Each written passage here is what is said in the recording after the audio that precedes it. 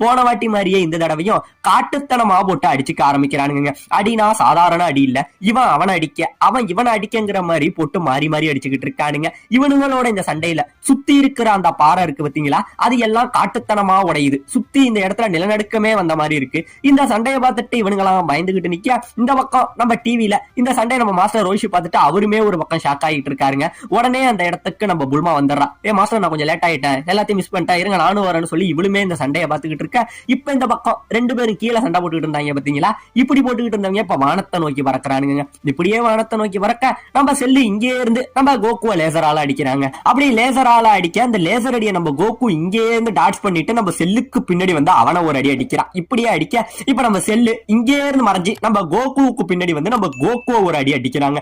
இப்படியே ரெண்டு பேரும் மறைஞ்சு மறைஞ்சு மாறி மாறி விளையாண்டுகிட்டு இருக்கானுங்க, அடிச்சுக்கிட்டு இருக்கானுங்க. இப்படியே சண்டை போட்டுக்கிட்டு இருக்க கீழே நம்ம பசங்க எல்லாம் இவனுங்களோட சண்டையை பார்த்துக்கிட்டு அப்படியே ஷாக் ஆகிட்டு இருக்கானுங்க. இப்போ ஓரளவுக்கு மேல